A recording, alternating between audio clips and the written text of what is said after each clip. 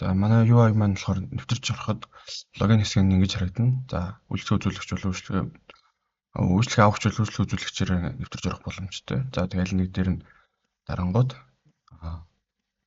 за ингээд нэвтрэх болон бүртгүүлэх гэсэн хоёр цонхоттойгоор одоо нэвтрэх бол ингээд имэйл нөхцөлөө хийгээд нэвтэрч орно. За ингээд нэвтэрсний дараагаар эхний хэлжинд home цонх маань ингэж харагдана. Service hub тэгээд ингээ үйлчлэгчид үзүүлэгчид болон өөрийнхөө захиалгуудыг ингээ харах юм хэсэгтэй. Өчтэй. За тэгээд үйлчлэгээний ангиллуудаа ингээ хартж байна. Тэгээд үйлчлэгээнүүд нь эхний зүгээр home хуудсан дээр онцлог үйлчлэгээнүүд нь ингээ харагдана. Тэгээд үйлчлэг үзүүлэгч нь ингээ харагдана. Тэгээд хамтарч байгуулах гэсэн нүүр хуудастай. За үйлчлэгээ хайх буюу яг өөрийн хайж байгаа үйлчлэгийг одоо олох үзэх хэсэг нь болохоор үйлчлэгээ хайх хэсэг байна. Үйлчлэгээнүүд дээр дарангуй шууд гараад ирнэ. За одоо харагдаж байгаа үйлчлэгээнүүдээс эхний үйлчлэгээ төрх гэрийн сантехник, тэгээд дээр нь болохоор сантехникчийн дундаж үн, тэгээд хэр хугацаанд хийх гүйцэтгэлийн хугацаа, тэгээд байршил яг хаана голцолж хийх одоо энэ сантехникчийн хувьд бол Улаанбаатар хотын байгууллагад дүрэгт хийнэ. Тэгээ энэ хүний үнэлгээ нэхэд нийт 234 хүнээс 4.8 гэсэн үнэлгээтэй байна гэдгээр одоо ингээд хамгийн ихэнд ингээд гарч ирж байна. За эндээсээ тэгээд шууд үйлчлэг үзүүлэгчээ сонгоод явах боломжтой. За энэ ч болохоор фильтр харагдаж байна. За засвар үйлчлэгээний хувьд гэрийн сантехникийн засвар болон цахилгааны засвар гэсэн ингээд хоёр засвар үйлчлэг одоо ингээд хөвшүүлтүр дээр дарангуй шууд гарч ирж байна. За аль нэг дээр нь доо сонгоод жишээ нь энэ дээр сантехникчийг ингээд сонгосон байна. Сонгонгууд сантехникчийн өөрөх нь ингээд ажлын зургнууд, за тэгээд ингээд дэлгэрэнгүй мэдээллүүд, тэгээд ингээд захиалах гэсэн юм төвшин харагдаж байна. За захиалах төвшин дээр дарангууд захиалга өгөгчийг бүх одоо мэдээллийг авна. Тэгээд энэ ч болохоор төлбөрээ сонгоод за тэгээд захиалах байх нэ. За захиалсны дараагаар амжилттай илгээглээ гэсэн юм хэсэг гарч ирнэ. За үйлчлэгээ үзүүлэгчийн хувьд болохоор ингэж харагдаж байна. Бүх үйлчлэгээ үзүүлэгчдээр дарангууд. За аль нэг дээр нь дараад одоо тэр хүнийхээ профайлыг үзэхэд энэ хүнтэй шууд одоо энэ хүний шууд дэлгэрэнгүй мэдээлэл нь гарч ирж байна. За энэ үйлчлэгээ үзүүлэгч маань сантехникчин байна. Засвар үйлчлэгийн ангиллд орж байгаа юм байна. Тэр нь Болдбаатар гэдэг хүн юм байна. За Улаанбаатарын бүх дүүргүүдэд үйлчлэг үзүүлдэг юм байна. Нийт 312 ажил хийсэн. За 20 минутын оролцоогоор ажиллагаа гүйцэтгэдэг гэсэн ийм үзүүлэлтүүд харагдаж байна. Энэ хүний танилцуулга. За тэгээд ингээд холбогдох мэдээллүүд нь гарч ирж байна. Энэ хүнийг захиалах бол захиалах төвчдөр дараад захиалах боломжтой. За энэ дараагийн хэсэг нь болохоор ажлын зураг нь харагдаж байна. Энэ өөрийнхөө хийсэн гүйцэтгэлийн ажлын зургуудыг өөрийнхөө төлбөрт нэмээд явах боломжтой. За энэ болохоор сэтгэл хэсэг нь харагдаж байна. Сүүлд үйлчлэг үзүүлэгч одоо хүнийх нь он сар болон сэтгэл нь тэгээ хитэн тэр хүнээс хитэн од авсан үнэлгээ нь харагдана. За энэ хүнтэй шууд чатаар одоо шууд сайт дотор ингэ чатлах боломжтой. Дээр нь дарангуут ингэ автоматар техникийн ээлжинд автомат хариулт хариулаад араас нь өөрийнхөө чатыг тэгээ энэ хүн ингээд хариулаад ингэ хоорондоо шууд контакт үүсгэх боломжтой. За захиалга үүсгэхдээ шууд дээр нь захиалга дээр нь дарангуут ингээд хаяг болон огноогоо тэгээд ингээд яг ямар ажил хийлгэх тэгээд зурагтайгаа явуулаад нөгөө хүн батгаж уснаар энэ үйлчлэгийг авах боломжтой болно. За тэгээд ингээд захиалга амжилттай гэсэн ингээд захиалсан тохиолдолд захиалга амжилттай гэсэн бэрийг л харагдаж байна. За миний захиалгууд хэсэг нэг иймэрхүү харагдаж байна. За энэ бүгд хийгдэж буй дууссан, туслагдсан гэдэг одоо ингээд бүх ажлуудыг харах боломжтой. За энэ ч болохоор нийт захиалгууд хэсэгт одоо ингээд нийт захиалга нь одоо ингэж харагдаж байна. За хийгдэж буй болон дууссан, туслагдсан гэдэг нь одоо энэ чинь ингээд ангиллэгдээд орчин. Туслагдсан гэдэг. За тэгээд гэрийн сантехникчийн засварын хувьд ингээд 45,000 гээд дууссан байна. Одоо тэгээд яг дууссан одоо ажиллаа хийгээд дууссан тохиолдолд үнэлэх төвшин гарч ирж байгаа. За одоо энэ дараагийн ажлууд нь авто засварын үйлчлэг гэх мэт одоо хийгдэж буй төлөвтэй явж байна. Энэ болохоор цэвэрлэгээний үйлчлэгээр дээр захиалсан гэдэг одоо ингээд тус тусынхаа категориудад ороо явсан байна. За ингээд захиалсан ажлын дэлгэрэнгүй одоо ингээд харах боломжтой. За чи утасны дугаар имэйл гэх мэт одоо ингээд дэлгэрэнгүй нь харагдаж байна. За хитвч хэсэг нэг иймэрхүү за өөрийн профайл хэсэг нэг иймэрхүү нэр, имэйл, утасны дугаар гэдэг ингээд бүгдийг өөрөө харуулах боломжтой. За одоо энэ админ талын хэсэг харагдаж байна. За админы нэвтрэх хэсэг. Энэ зөвхөн админ эрхтэй хэрэглэгчил нэвтрэнэ. За ингээд нэвтэрж орсны дараагаар админ дашборд маань импцтэй харагдаж байна. За одоо яг систем дээр нийт хэд хэрэглэгч байна, үйлчлэг үзүүлэгч нь хэд байна, нийт захиалга нь хэд болсон, тэгээд манай сервис хабын нийт орлого хэд байна гэх мэт мэдээлэлүүд харагдана. За энэ болохоор хэрэглэгч гэдэг категори дээр юун дээр дарснаар, төвч дээр дарснаар дотор нөгөө хэрэглэгчтэй ингээд харах боломжтой. Үйлчлэг үзүүлэгч, хэрэглэгч, админ гэснээр нь ингээд шүүгээд харах боломжтой байгаа. За тэгээд ингээд үйлдэлүүд нь энэ хэрэглэгчийн дэлгэрэнгүй харж болно, мэдээллийг засч болно. Тэгээд энэ хэрэглэгчийг системээс устгаж болно. За дараагийн хэсэгт нь болохоор үйлчлэг үзүүлэгчид хэсэг орж ирж байна. За үйлчлэг үзүүлэгчдэр дарангууд админ талд нь болохоор ингээд үйлчлэг үзүүлэгч нар нь харагдана. За энэ хүний бизнесийн нэр нь, ангиллал нь, төрөл нь, за энэ хүн ямар үнэлгээтэй байгаа юм байна. Тэгээд төлөвийг нь харж болно. За тэгээд бүртгүүл согноо нь хамт харагдаж байна. За үйлдэл дээр болохоор админ талаас хийх боломжтой үйлдэл нь админ энэ хэрэглэгчийн дэлгэрэнгүй харж болно. Хэрэглэгчийн мэдээллийг засна. За тэгээд системээс устгаж болно. За ангиллал хэсэг харагдаж байна. Одоо энэ категорийн дагуу үйлчлэг үзүүлэгчд маань шинээр бүртгүүлэх боломжтой. За энэ ч болохоор одоогоор манай нийт зөв үйлчлэгээнүүд байна. За ингээд нөгөө үйлчлэг үзүүлэгчд маань өөрсдөө ингээд үйлчлэгээ сонгож тавьдаг, зар тавьдаг. За тэгээд тэд нар ингээд одоогоор орсон байгаа нэг төр байна. За энэ болохоор админ дашборд, админ руу ингээд шийдвэрлэх гэж илгээгдсэн маргаанууд байна. За ингээд админ болохоор ингээд шийдсэн тохиолдолд шийдэгдсэн болж байна. За хинаад одоо яг ямар асуудал үүссэн гэн хянаж байгаа тохиолдол хянагдаж байна. За одоо энэ чинь шийдэгдсэн бас харагдаж байна. Хүлээгдэж буй болохоор админаар харж хэмжээгүй байгаа гэх мэт ингээд маргааны функцтэй. За нэмээд гүйлгээнүүд хувийн заруудыг харах боломжтой админ.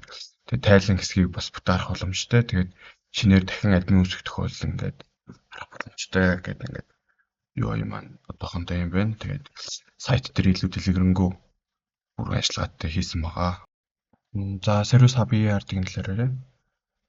За хамгийн эхлээд нь профайлаас эхлэе. За профайл нь болохоор өөрийн гэсэн шууд ID-гаар үүснэ. За тэгээд имэйл, утасны дугаар, бүтэн нэр, тэгээд өөрийн зураг, бүртгүүл согноогоо ингээд дээрээ хадгална. За энэ тейбл маань болохоор шууд user roles-тэй холбогдно. За энэ хэрэглэгчийн админ хэрэглэгч үү,